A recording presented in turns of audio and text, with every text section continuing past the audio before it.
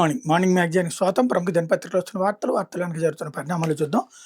ఈనాడుకి తెలుగుదేశం పార్టీకి సంబంధించినటువంటి భాష్యం రామకృష్ణ గారి ప్రమాణ స్వీకారం అన్నటువంటిది ఓ పండగే. ఎందుకంటే నిరంతరం వాళ్ళకి ఆదాయం వస్తున్నటువంటి పరిస్థితి అయితే ఉంది. అడ్వర్టైజ్మెంట్లు పుణ్యం అని చెప్పేసి.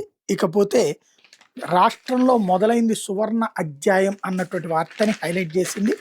జొన్నగిరి గ్రామాన్ని స్వర్ణగిరిగా మారుస్తాం, ఇక్కడే భారీ జ్యువెలరీ పార్క్ పెడతాం, జొన్నగిరిలో బంగారం ఉత్పత్తి కర్మాగారం ప్రారంభ కార్యక్రమం ముఖ్యమంత్రి చంద్రబాబు. పవన్ కళ్యాణ్పై ఇష్టానుసారంగా నోరు పారేసుకుంటున్నారంటూ వైకాపా నేతలపై ధ్వజం. వాళ్ళు నోళ్లు మూయించే శక్తి కూటమికి ఉందని వ్యాఖ్య. సీమ నుంచి చెప్తున్న ఇక అంతా స్వర్ణయుగమే, పారదర్శకంగా పాలన సాగిస్తాం, ప్రజలందరి విశ్వాసం పొందుతాం, 5 కోట్ల మంది అండగా ఉంటే ఆంధ్రప్రదేశ్ దేశంలో నెంబర్ 1గా నిలబెడతాం, ప్రజల రుణం తీర్చుకుంటాం అన్నటువంటి ప్రకటన చేశారు. ఇంతకీ ఈయన ఇవాళ కొత్తగా ముఖ్యమంత్రి అయ్యారా?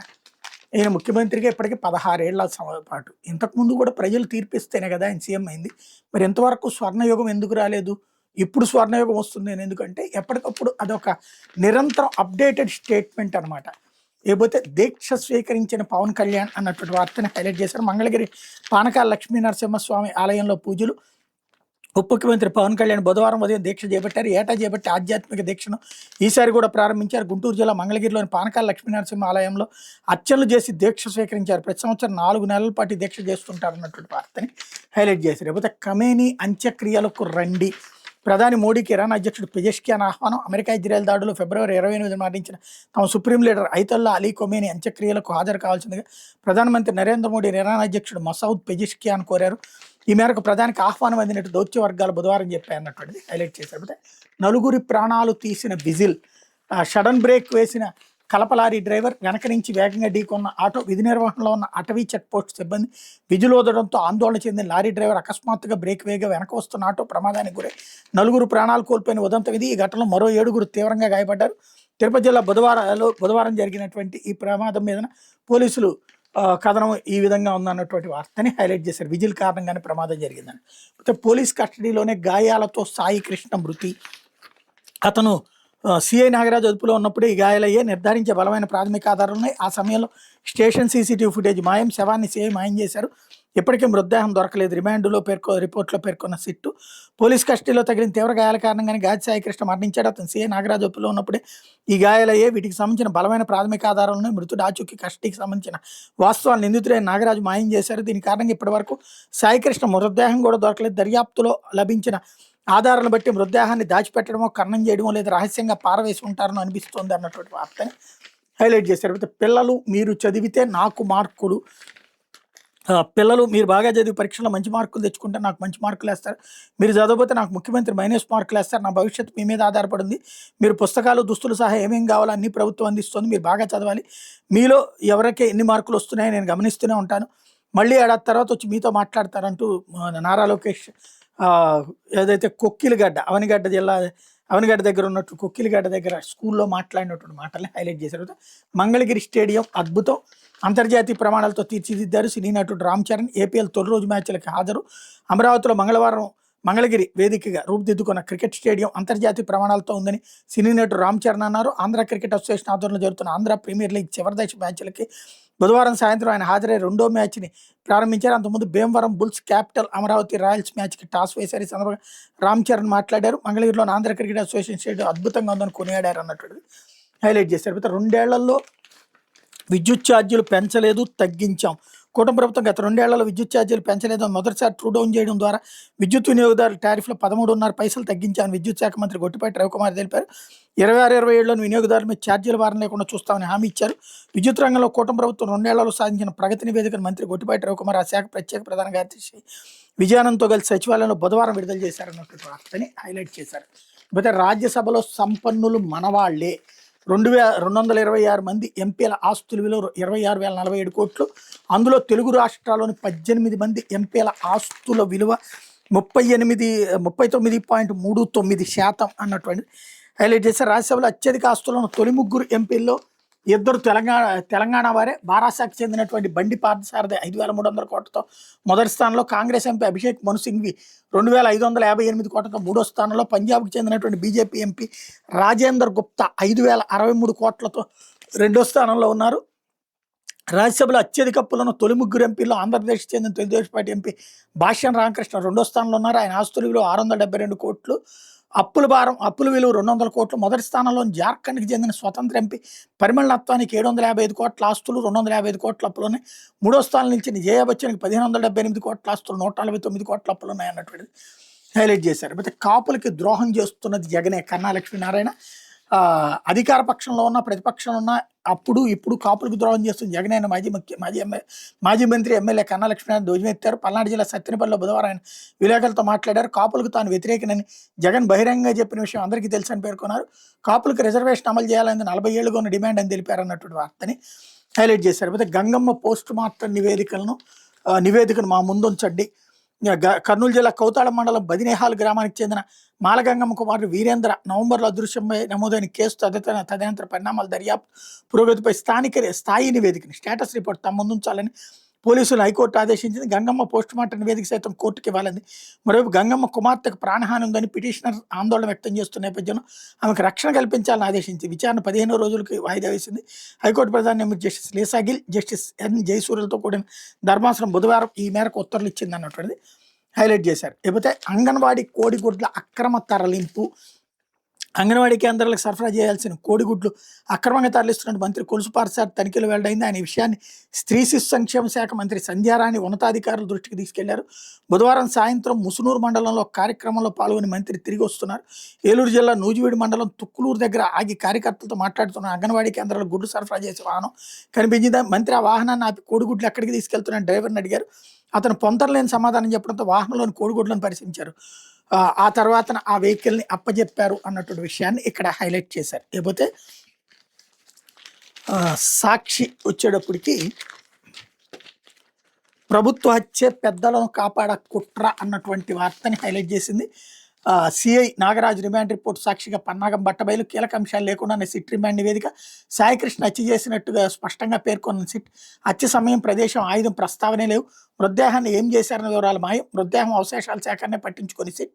కీలక పోలీస్ రిజిస్టర్లు, రికార్డులు ప్రస్తావన లేనేలేదు. ప్రత్యక్ష సాక్షులపై దొంగాట. సిపి టాస్క్ ఫోర్స్ అధికారికి ప్రభుత్వ రక్షా కవచం. సీసీటీవీ ఫుటేజ్ బ్యాకప్ స్వాధీనంలో తాత్సారం. తూతు మంత్రంగా రిమాండ్ రిపోర్ట్. తెర వెనక ఉన్న టీడీపీ పెద్దల పాత్ర కప్పిపుచ్చ కుతంత్రం. సీఐ నాగరాజు అరెస్ట్ రిమాండ్ అన్నటువంటిది హైలైట్ చేశారు. అభిమాన జడి గుండెల్లో గుడి. భూమయ్య గారి పల్లెలో వైఎస్ జగన్పై వెల్లువెత్తిన అభిమానం. గ్రామస్తులు ఇష్టదైవ సన్నిధిలో ప్రత్యేక పూజలు. గజమాలతో ఘనస్వాగతం పలికిన గ్రామస్తులు. వృద్ధుల ఆప్యాయత, చిన్నారులకు నామకరణం, అక్షాభ్యాసం. తిరుగు ప్రయాణంలో కాన్వాయ్ ఆపి అంబులెన్స్కు దారి. రాబోయేది మన ప్రభుత్వం అంటూ పార్టీ శ్రేణులకు భరోసా. భావోద్వేగాలు, ప్రజాప్రేమకు నిదర్శనంగా నిలిచిన పర్యటన అన్నటువంటి వార్తని హైలైట్ చేశారు. చేబొద్దులపై వడ్డీ 303 కోట్లు. చేబదుళ్ల అప్పుల్లో దేశంలోని మొదటి స్థానంలో ఏపీ. అత్యధికంగా 172,532 కోట్లు చేబదుళ్ల రూపంలో అప్పు. సకాలంలో తిరిగి చెల్లించకపోవడంతో భారీగా వడ్డీ భారం. ఏడాది పొడవునా అప్పు చేయిందే పూట గడవని దుస్థితి. 357 రోజులు అప్పులపైనే మనుగడ. ఇది చంద్రబాబు సర్కార్ ఆర్థిక నిర్వహణ సామర్థ్యం. రాష్ట్రాల ఆర్థిక వ్యవహారాలపై కాగ్ నివేదికలు వెల్లడి అన్నటువంటిది హైలైట్ చేశారు. టీడీపీ కూటమి నేతలపై మహిళా కమిషన్కి ఫిర్యాదు. స్త్రీల గౌరవాన్ని దెబ్బతీసిన వైఎస్ఆర్సీపీ మహిళా నేతల మండిపాటు. మహిళా కమిషన్ చైర్పర్సన్ తీరుపైన ఆగ్రహం. వైఎస్ఆర్సీపీ మహిళా నేతలపై దారుణ వ్యాఖ్యలు చేసి వాళ్ళ గౌరవాన్ని దెబ్బతీసి అవమానించిన టీడీపీ నేతలు నారా లోకేష్, అయ్యన పాత్రుడు, చింతమనేని ప్రభాకర్, బండారు సత్యనారాయణమూర్తి, గాలి భానుప్రకాష్ మీద తగిన చర్యలు తీసుకోవాలంటే రాష్ట్ర మహిళా కమిషన్ వైఎస్ఆర్సీపీ మహిళా నేతలు ఫిర్యాదు చేశారు అన్నట్టు హైలైట్ చేశారు. అయితే బీసీలకు బాబు వెన్నుపోటు. తొలగించి నమ్మించి దగ. 2014 ఎన్నికల్లో ప్రకటించిన బీసీ డిక్లరేషన్ బుట్టదాఖలు. 100 ఎమ్మెల్యే సీట్లు ఇస్తానని చెటగోపం. 2014 హామీలు అమలు చేయలేదు. 2024 ఎన్నికల్లోనూ అదే మోసం. మళ్ళీ బీసీ డిక్లరేషన్లో 50 ఏళ్లకి పింఛన్ పేరుతో వంచిన. బీసీ రక్షణ చట్టం 2 ఏళ్లుగా సాగదీత. బీసీ సప్లాన్తో 5 ఏళ్లకు 1,50,000 కోట్లు అంటూ గొప్పలు. స్థానిక సంస్థల నామినేటెడ్ పదవుల్లో 34% రిజర్వేషన్ హామీకి తూట్లు అన్నటువంటిది హైలైట్ చేశారు. లేకపోతే గతి తప్పిన నివేదిక. విద్యుత్ ఛార్జీలు పెంచలేదట, మళ్ళీ అవి అబద్ధాలు, వాస్తవాలకు ముసుగు. 2 ఏళ్ల చంద్రబాబు పాలనలో విద్యుత్ శాఖ ప్రగతి నివేదికను విడుదల చేసిన మంత్రి గొట్టిపాటి. రాష్ట్ర ప్రజలపై ఏకంగా 20,000 కోట్లకు పైగా ఛార్జీల భారం. చంద్రబాబు గత ప్రభుత్వ హయాంలో అనవసర విద్యుత్ కొనుగోలు ఒప్పందాలు. గత వైఎస్ఆర్సీ ప్రభుత్వ సంస్కరణలో తగిన విద్యుత్ కొనుగోలు ఖర్చు. వాస్తవాన్ని వక్రీకరించి చెప్పిన ఇంధన శాఖ మంత్రి తప్పుబట్టిన శకి. విద్యుత్తును అదే ధరకు తీసుకుంటున్నట్టు వెల్లడి. గతంలో 5 స్టార్ రేటెడ్ ట్రాన్స్ఫార్మర్లు కొనుగోలు చేస్తే నానాయాగి. ఇప్పుడు అవే ట్రాన్స్ఫార్మర్లు అదే సంస్థ నుంచి కొంటున్నట్టు అంగీకారం. జగన్ హయాంలోని డిస్కంలు ఏ గ్రేడ్ సాధిస్తే సి గ్రేడ్ అంటూ అసత్యాలు అన్నటువంటిది హైలైట్ చేశారు. లేకపోతే పురాణాలు హిందూ ధర్మశాస్త్రాలను షిరిడి స్థాయి లేరు. దేవాదాయ శాఖ మంత్రి ఆనం వ్యాఖ్యలు. షిరిడి స్థాయి ఆలయాల్లో హైందవ శాస్త్ర ప్రమాణాల ప్రకారం వైదిక కార్యక్రమాలు జరగవని వెల్లడి. వ్యాఖ్యలు వాదాస్పదం కావడంతో మంత్రి వివరణ అన్నటువంటిది హైలైట్ చేశారు. అయితే గిట్టుబాటు ధర కల్పించాలి, పొగాకుకి గిట్టుబాటు ధర కల్పించాలని డిమాండ్ చేస్తూ సంయుక్త కిసాన్ మోర్చా ఆధ్వర్యంలో ప్రకాశం జిల్లా ఒంగోలులో పొగాకు రైతులు రిలే నిరాదీక్ష చేపట్టారు. పొగాకు పంట గిట్టుబాటు ధర కల్పించడం ప్రభుత్వం విఫలమైందని విమర్శించారు అన్నటువంటిది హైలైట్ చేశారు. లేకపోతే బదిలీ చట్టానికి పాత్ర అంటూ ప్రభుత్వ బడుల్లో ఉపాధ్యాయుల సర్దుబాటు ఉత్కంఠగా మారింది. గతేడాది ఉపాధ్యాయుల బదిలీల కోసం ప్రత్యేకంగా ఆంధ్రప్రదేశ్ రాష్ట్ర ఉపాధ్యాయుల బదిలీ రెగ్యులేషన్ చట్టం తెచ్చిన ప్రభుత్వం ఈ చట్టంలో నిబంధనల ప్రకారం ఏటా బదిలీలు చేపడతామని ప్రకటించింది. కానీ చట్టం తెచ్చిన ఏడాదిలోనే బదిలీలను అస్తవ్యస్తంగా మార్చేసింది. 2026లో బదిలీలు లేకుండా పని సర్దుబాటు పేరుతో బదిలీలకు శ్రీకారం చుట్టింది. అయితే ఇందులోనూ తమకు న్యాయం జరగడం లేదని బాధితులు వాపోతున్నారు.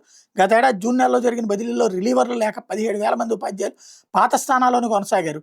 డిఎస్సి తర్వాత వీళ్ళకి స్థానచలనం ఉంటుందని చెప్పిన అధికారులు కొత్త ఉపాధ్యాయులు ఇచ్చాక కూడా ఇంకా 15,000 మందిని పాత స్థానాల్లో కొనసాగిస్తున్నారు. సాధారణంగా స్కూల్లో ఉపాధ్యాయులు గరిష్టంగా 8 సంవత్సరాలు మాత్రం పనిచేయాలి. తర్వాత తప్పనిసరిగా బదిలీ కావాలని చట్టం ఉంది. కానీ 9 సంవత్సరాలు దాటినా వీళ్ళ బదిలీ కాగితాల్లో జరిగింది కానీ వాస్తవంగా కదిలే పరిస్థితి మాత్రం కల్పించట్లేదు. ప్రస్తుతం చేపడుతున్న ఉపాధ్యాయుల సర్దుబాటులో కూడా గతంలో బదిలీ అయిన టీచర్ల ప్రస్తావన లేకపోవడంతో వాళ్ళలో తీవ్ర ఆందోళన నెలకొంది అన్నటువంటిది హైలైట్ చేశారు. ఇప్పుడు ముద్రగడని అడ్డం పెట్టుకుని రాజకీయ ఉద్దండులు ముద్రగడ పద్మనాభ ఆరోగ్యం మీద రాజకీయ తగవని వైఎస్ఆర్సీపీ కాపు ముఖ్య నేతలు హితో పలికారు.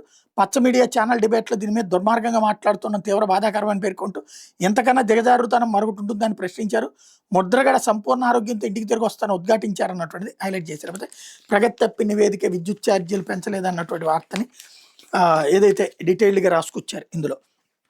లేకపోతే ఆంధ్రజ్యోతి ఏపీలో స్వర్ణాధ్యాయం, ఏపీలో పండని పంటలు లేవు, దొరకని ఖనిజాలు లేవు. మంగంపేటలో బైరైటిస్, కడపలో లైమ్ స్టోన్, యురేనియం, విశాఖ ఏజెన్సీలో బాక్సైట్, చీమకుర్తిలో గెలాక్సీ గ్రానైటు, కుప్పంలో గ్రీన్ గ్రానైటు, శ్రీకాకుళంలో బ్లూ గ్రానైటు, గూడూరులో మైకా, నెల్లూరులో సిలికా, ఉత్తరాంధ్రలో బీచ్ శాండ్, అనంతపురం కడపలో ఐరన్ ఓరు, కేజీ బేసిన్లో గ్యాస్ పెట్రోల్ లభిస్తున్నాయి. వీటిని సద్వినియోగం చేసుకోవడానికి వాల్యూ ఎడిషన్ పరిశ్రమలు ప్రోత్సహిస్తున్న speed of doing business AP మోడల్గా మారింది అన్నటువంటి హైలైట్ చేశారు. ఇందులో రాష్ట్ర ప్రభుత్వానికి రాయల్టీ కాకుండా ఏమొస్తుంది, ఎందుకని ప్రభుత్వం వీటన్నిటి తవ్వించి డబ్బులు సంపాదించట్లేదు? సంపద సృష్టి అంటే అది కదా. ఇవన్నీ వాళ్ళు పోని కొత్తగా ఈ 2 ఏళ్లలో ఏమైనా కనుక్కున్నారా? ఈయన ముఖ్యమంత్రిగా ఉన్నప్పుడు గతంలోనూ కనుక్కున్నాయి, నడిచినాయే, ఇప్పుడు నడుస్తున్నాయే. కాబట్టి ఇప్పుడు ఏదో కొత్తదనంగా చెప్పుకొచ్చేటటువంటి గేమ్ నడుస్తుంది. అయితే సాయికృష్ణ చనిపోయింది కస్టడీలోనే అన్నటువంటి వార్త ఇక్కడ కూడా హైలైట్ చేశారు. పెంచలేదు తగ్గించామన్నది ఇక్కడ కూడా హైలైట్ చేశారు. మీరు చదవకపోతే నాకు మైనస్ మార్కులు అన్నది ఇక్కడ కూడా హైలైట్ చేశారు.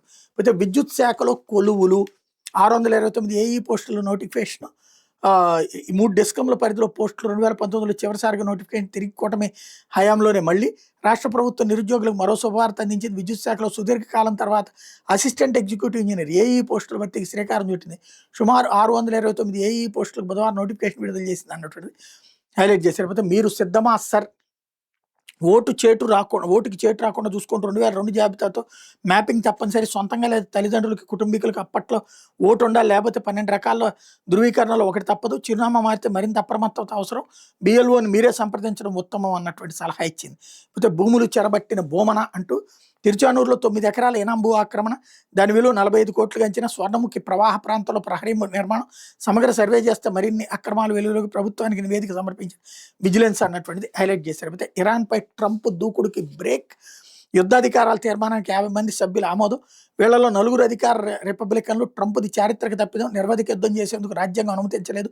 మిక్స్, శత్రువుకు సాయం చేశారు అధ్యక్షుడు ట్రంప్ ఆగ్రహం అన్నటువంటిది హైలైట్ చేశారు. అయితే ఇరాన్ అణు కేంద్రాలని తనిఖీ చేస్తాం, అమెరికా ఇరాన్ ఎంఓయూలో ఇదే కీలకం. ఐఏఈఏ డైరెక్టర్ రఫేల్ మారియానో గ్రోసీ వెల్లడి, తనిఖీకి మేము ఎవరికి అనుమతి ఇవ్వలేదు. ఇరాన్ హార్ముజ్లో టోల్ ఉండదని ఇరాన్ చెప్పింది ట్రంప్ అన్నటువంటిది హైలైట్ చేశారు. అయితే గ్రీన్ కార్డు ఉన్న నో ఎంట్రీ అంటూ నేరారోపణలు ఎదుర్కొనే వ్యక్తులను అమెరికాలోకి తిరిగి రాకుండా నిలిపేయచ్చు. ఇమిగ్రేషన్ అధికారులు ఓ చైనా జాతీయుడి కేసులో అమెరికా సుప్రీంకోర్టు 6:3 మెజార్టీ తీర్పుతో భారతీయ అమెరికన్లపై తీవ్ర ప్రభావం. విద్యార్థి విషయాలపై 4 ఏళ్ల కాల పరిమితి. అమెరికా హోంల్యాండ్ సెక్యూరిటీ విభాగం ప్రతిపాదన ఆమోదించినటువంటి అధ్యక్ష భవనం అన్నటువంటి వార్తని హైలైట్ చేశారు. లేకపోతే సిట్ ఏం చేస్తుందో వేచి చూద్దాం అంటూ హైకోర్టు తీర్పుని ఇక్కడ హైలైట్ చేశారు. పోలీస్ కస్టోడియల్ టార్చర్ కారణంగా విజయవాడ కృష్ణకి చెందిన గాదే సాయికృష్ణ మృతి చెందాడని ఆరోపణతో నమోదైన కేసు దర్యాప్తును సిబిఐకి అప్పగించాలని కోర్టు దాఖలైన ప్రజా ప్రయోజన వ్యాజ్యంపై బుధవారం హైకోర్టు విచారణ జరిపింది. అడ్వకేట్ జనరల్ దమ్మాలపాటి శ్రీనివాస్ స్పందిస్తూ కేసు దర్యాప్తు కోసం రాష్ట్ర ప్రభుత్వం పోలీసు ఉన్నతాధికారులతో సిట్ ఏర్పాటు చేసిందని, దర్యాప్తు సక్రమంగా సాగేందుకు అన్ని చర్యలు తీసుకున్నామని నివేదించారు. కేసులో నిందితుడిగా ఉన్న సీఏ నాగరాజును ఇప్పటికే అరెస్ట్ చేశామని, మ్యాజిస్ట్రేట్ ముందు హాజరుపరుస్తున్నామని వివరించారు. అదే సందర్భంలో ఈ వివరాలు పరిగణలోకి తీసుకున్న ధర్మాసనం సిట్ ఏం చేస్తూ కొంతకాలం వేచి చూద్దామని పిటిషనర్ ఉద్దేశించి వ్యాఖ్యానించింది. విచారణ జూలై 6కు వాయిదా వేసింది అన్నటువంటి వార్తని హైలైట్ చేశారు. అయితే స్టాక్ రికార్డులో ఖాళీ కాగితాలపై సంతకాల అన్నటువంటిది ఇక్కడ హైలైట్ చేశారు. అంగన్వాడీ కోడిగుడ్ల సరఫరా తీరు మీద మంత్రి పార్థసారథి ఆశ్చర్యం, మహిళా శిశు సంక్షేమ శాఖ ప్రిన్సిపల్ సెక్రటరీకి ఫిర్యాదు అన్నటువంటిది హైలైట్ చేశారు. అయితే బీహార్ నుంచి తమిళనాడుకు 25 మంది బాలల అక్రమ రవాణా స్వచ్ఛంద సంస్థ సమాచారంతో పట్టుకుని రైల్వే పోలీసుల అదుపులో 15 మంది సహాయకులు. బాలల అక్రమ రవాణా రైల్వే పోలీసులు సకాలం గుర్తించడంతో 25 మంది చిన్నారులు క్షేమంగా బయటపడ్డారు. ఈ వదంతులో బాలలను తరలిస్తున్న 15 మంది సహాయకులను అదుపులో తీసుకున్న రైల్వే సీఐ ఎస్కే షరీఫ్ కథనం ప్రకారం సాట్స్ సంస్థ సాధించిన సమాచారంతో మంగళవారం రాత్రి 2 వేర్వేరు రైళ్లలో పోలీసులు ప్రత్యేక తనిఖీలు నిర్వహించారు. బోగజాని ఈరోడ్ ఎక్స్ప్రెస్లో బీహార్ నుంచి తమిళనాడు 11 మంది బాలలను తరలిస్తున్నట్టు గుర్తించారన్నటువంటి వార్తని హైలైట్ చేశారు. ఇది దినపత్రికలో వచ్చిన వార్తలు వెనకాల జరుగుతున్నటువంటి పరిణామాలు.